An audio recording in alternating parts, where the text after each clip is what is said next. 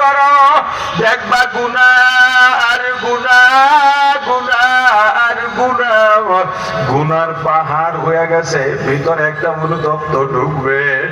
আরে আমি তো আসলে অনেক গুনাহ করে ফেলছি, এত গুনাহ। এই গুনাহ নিয়ে আল্লাহর সামনে কেমনে দাঁড়াবো? এত গুনাহ, আল্লাহর সামনে দাঁড়াবার মুখ নাই আমার। দেখবা একেবারে নিজে নিজে ছোট হইয়া যাইবা।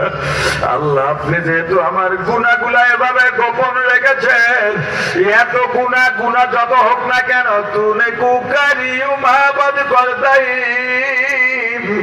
जुर्मे बे अंदाजा बे हद कर दे मगफिरत दारद उम्मीदाज लुत्फ तू जाके खुद फरमुदाए ला तपना तू।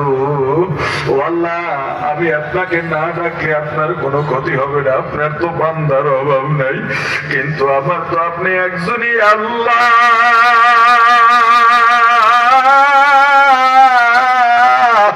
আপনি যদি তারাইয়া দেন, আবার যাওয়ার জায়গা নাই।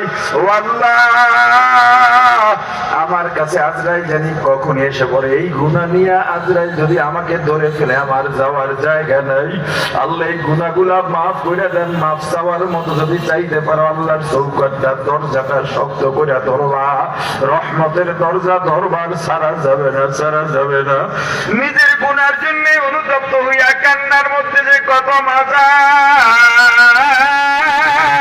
ওই অন্ধকার রাতে আল্লাহর কাছে বলো, দেখবা অন্ধকার একটু ভয় ভয় লাগে, আল্লাহর কাছে বলো, আল্লাহ দুনিয়ার সবচেয়ে বড় গুনাহগার আমি আপনার দরবারে হাজির, দুনিয়ার সবচেয়ে বড় নাফরমানটা আপনার দরবারে হাজির।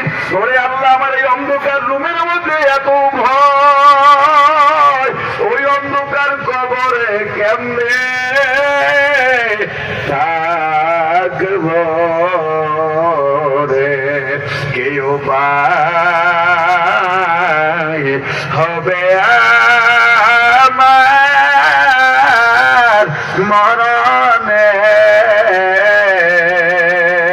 কেউ পায় যে হবে আমার কবরে, কেউ পায় যে হবে আমার কবরে।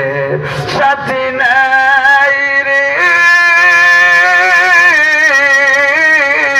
বাতি নাই রে কবরে,